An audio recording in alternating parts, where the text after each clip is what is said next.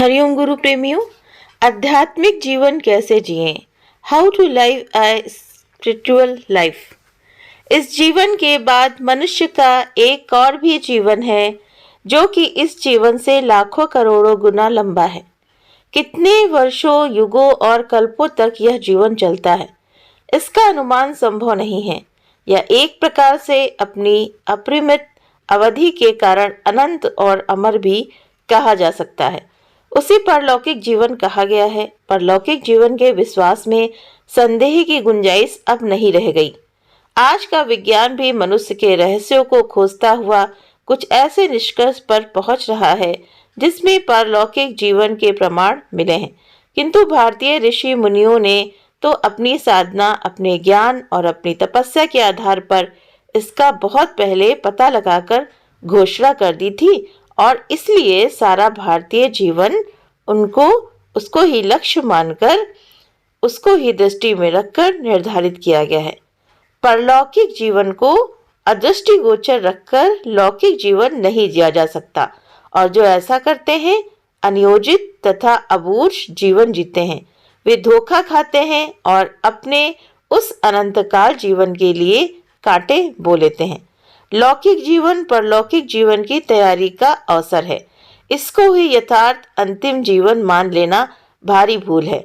मनुष्य यहाँ इस जीवन में जो कुछ पाप पुण्य, दुख सुख, भलाई बुराई, स्वार्थ परमार्थ संचय करता है, वही उसके साथ जाकर उस परलौकिक जीवन में फलित तथा प्रपुष्टित होता है और उसी के अनुरूप जीव अनंत काल तक सुख दुख अथवा स्वर्ग नरक भोग करता है। वर्तमान जीवन अनागत जीवन की तैयारी का एक अवसर है। इस तत्व को कभी नहीं भूलना चाहिए और उसको सुखद तथा संतोषप्रद बनाने के लिए यहाँ अभी से ही तैयारी कर लेनी चाहिए। जीव का जागरूक जीवन अविश्वसनीय तथा नश्वर है। इसे नष्ट तो होना ही है, पर साथ ही ये ही पता नहीं कि यह 100 वर्ष तक जाएगा या इसी क्षण अथवा अगले क्षण छूट जाएगा। तो इस नश्वरता और क्षणिकता के प्रमाण बनकर न जाने कितने ही आकस्मिक मरने वाले आंखों और कानों के सामने से गुजरते रहते हैं।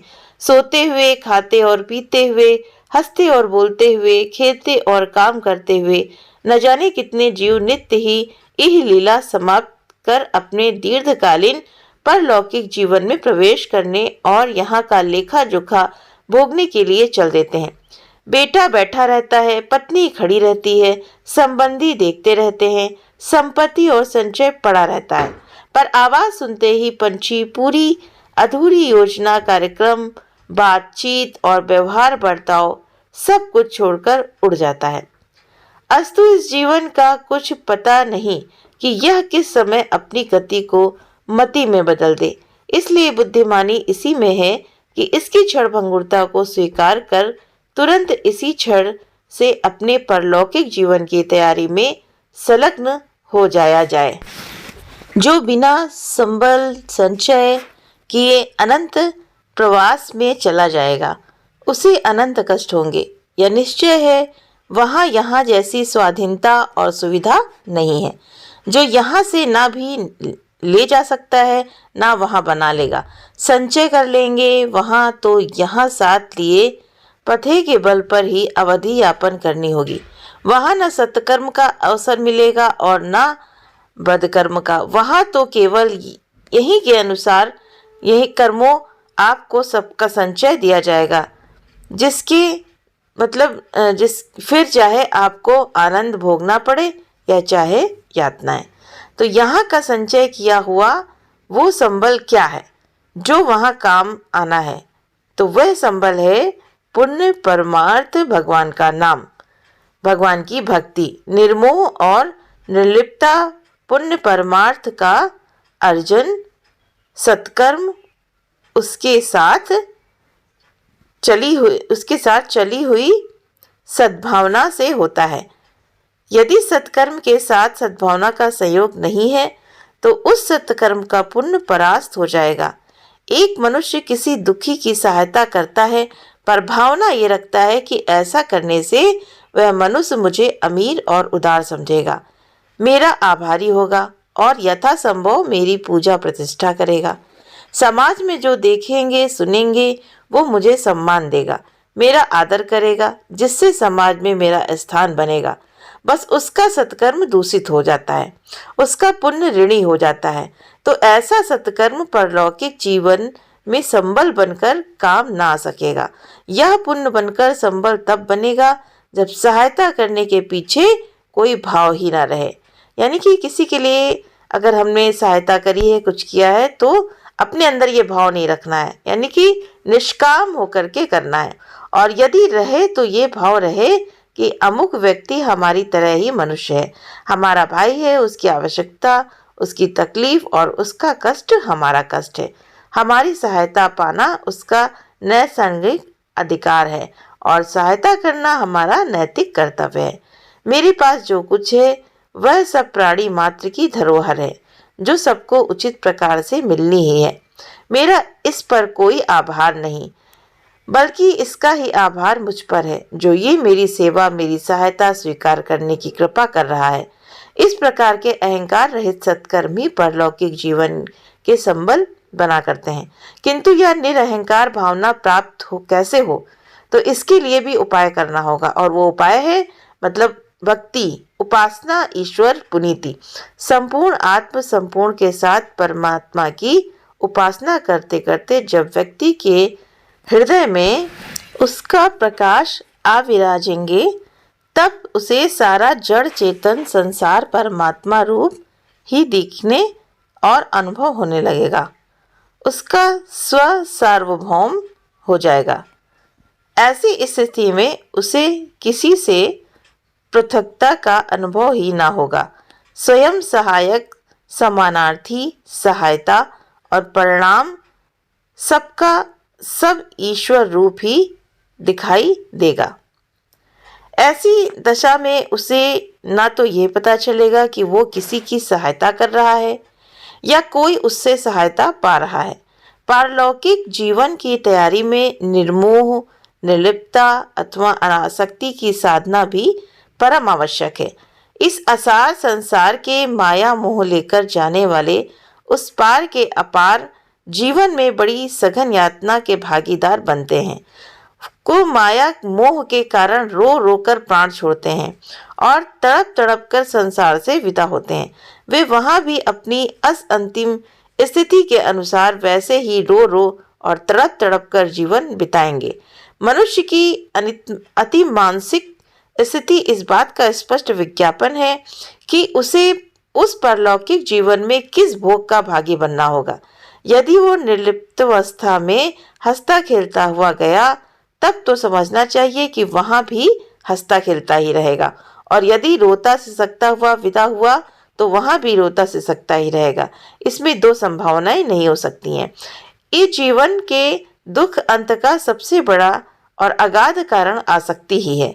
आसक्ति के कारण ही संबंधियों के बिछड़ने पर ये जो बहुत बड़ा घेरा पड़ता है, आसक्ति के कारण ही थोड़ी सी असफलता निराशा की घटाएं घेर लेती हैं। आसक्ति के कारण ही जरा सी उपेक्षा प्रतिहिंसा की आग जला देती है, और आसक्ति के कारण ही धन वैभव के लिए पाप कर्मों में संलग्न हो जाते हैं। आसक्ति के कारण ही सारे दुखों का मूल कारण इसे माना जाता है और उससे छूटने का उपाय करना चाहिए। आसक्ति बड़ा भयंकर रोग है, फिर चाहे वो पुत्र पत्नी के प्रति हो, धन दौलत के प्रति हो, सुहृद सज्जनों के प्रति हो, देह अथवा अभिरुचियों के प्रति हो। इस रोग से बचकर ही मनुष्य एक निरामय एवं निर्भय जिंदगी जी सकता है और निरंशक अनंत अपना सकता है। जिस भय के कारण लोग कायर, कुचाल और कापुरुष बन जाते हैं, उसकी जननी आसक्ति ही है। देह आसक्ति के कारण ही लोग इस भय के उसके रंजन भंजन में लगे रहते हैं कि कहीं ये बूढ़ी ना हो जाए, कहीं इसकी शक्ति ना चली जाए, कहीं भोग वासना के अयोग ना हो जाए। इसी भय के कारण ही उसे विधि और पट परिधानों की पूजा पगार चढ़ाते रहते हैं। वे पता नहीं ये क्यों नहीं सोच पाते कि ये नश्वर मिट्टी एक दिन मिट ही जानी है। इस पर कितना ही चंदन बदन पर क्यों ना चढ़ाया जाए, कितनी ही मनौती और भिन्न क्यों ना मतलब मिन्नतें क्यों ना किया जाए, समय पाकर ये बूढ़ी तथा कुरूप तो हो ही जाएगी। आवश्यकता से अधिक शरीर को मान्यता देने का कारण यह देहासक्ति ही है। इस निसंसार देहासक्ति के कारण मनुष्य ना तो दृढ़ता पूर्वक साधन कर पाता है और ना नियम संयम का निर्वाह। अधिक साधने अथवा बाल खींचने से कहीं ये निर्बल ना हो जाए, अधिक संयम नियमों से इसको कष्ट होगा। परमार्थ पद पर डाल देने से इसके भोग विलास के अधिकार छिन जाएंगे। आदि आदि न जाने कितनी कल्पनाएं मनुष्य को देहरोधक बना देती हैं। इस देहासक्ति से मनुष्य की बड़ी गहरी हानि होती है। देह को प्रधानता मिलते ही आत्मा पीछे रह जाती है। आत्मा के गौण होते ही अज्ञान का घना अंधकार घेर लेता है और तब उस अंधकार में इस मानव जीवन की जो दुर्दशा होती है उसका वर्णन नहीं किया जा सकता है। उसे भय, संशय, संदेह तथा आशंकाओं की डायन हर समय सताया करती है। ईर्ष्या और तृष्णाएं उसे एक क्षण भी विश्राम नहीं लेने देती। आस्तिकता, आस्था और अनागत भविष्य के सारे दीप बुझ जाते हैं और मनुष्य एक अंधेरा अंत पाकर अनंत अंधकार में जाकर तुम कल्पों के लिए डूब जाता है। शरीर और कुछ नहीं, क्या है, एक साधन मात्र है। आत्मा के उद्धार का साधन यानी कि परमात्मा के पास मिलने का। इसकी खोज खबर रखनी तो चाहिए, पर उसी सीमा तक जहाँ तक ये साधन रूप में आत्मगोचर में सहायक हो। इसे स्वस्थ तथा सशक्त बनाए रखने के लिए जो भी जरूरी हो करिए, पर इसकी इंद्रिय लिप्सा की जिज्ञासा का कभी भी रंजन न करिए। विषय भोग और आराम विश्राम जिन्हें ये मांगा करते हैं, इसके लिए घातक तथा अनावश्यक है। इसकी सुविधा पाकर ये शरीर क्या होता है, आलसी और प्रमादी और ढीठ बन जाता है और तब हर उस साधना में आनाकानी करने लगता है जो आत्मा के उद्धार में आवश्यक होते हैं। अस्तु देहाभिमान अथवा आसक्ति से सदा सावधान रहकर दूर रहना चाहिए। देह आसक्ति छूटते ही बाकी सारी आसक्तियां अपने आप ही छूट जाती हैं। इसका पोषण करते हुए इसको ठीक वैसे ही भूले रहिए जैसे जीव इसका विसर्जन हो जाने के बाद भूल जाता है।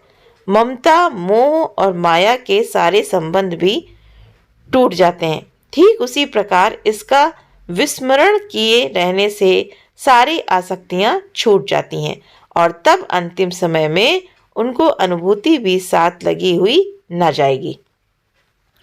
जीव निर्लिप्त और निर्मोह पूर्वक जाकर अनंत जीवन को ग्रहण कर लेगा।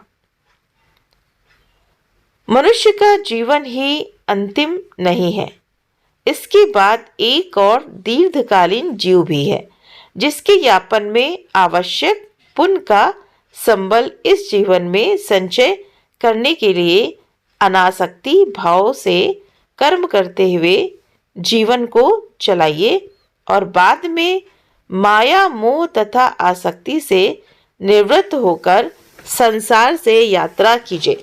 तो गुरु के इसीलिए तो प्रैक्टिस कराते हैं रोज कि अपनी जो वासनाएं हैं, आसक्ति है, मोह माया है, इसको छोड़ने की, छुड़ाने की रोज गुरु प्रैक्टिस सत्संग में कराते हैं। तो कहा कि मोह माया तथा आसक्ति से निवृत्त होकर संसार से यात्रा कीजिए, तभी वहां जाकर दीर्घकालीन सुख संतोष की प्राप्ति होगी। तो यही गुरु समझाते हैं कि तुम अपना मोह माया, देखो गुरु रोज प्रैक्टिस कराते हैं इस चीज की, रोज अभ्यास क्यों कराते हैं कि तुम मोह से निकलो, माया से निकलो, है ना, और तुम उसी में फंसे पड़े रहते हो। तो गुरु सत्संग रोज का किस लिए रखा जाता है? जैसे बच्चों को स्कूल हम रोज भेजते हैं ना, तो इसी तरह हमारा भी सत्संग तपस्या का क्लास है। अगर हम जाएंगे नहीं तो हमारी प्रैक्टिस भी नहीं हो पाएगी और वहां पर जाकर के जो गुरु बताते हैं उनको ध्यान पूर्वक सुन करके हमें अपने जीवन में लगाना चाहिए। हरि ओम तत्सत।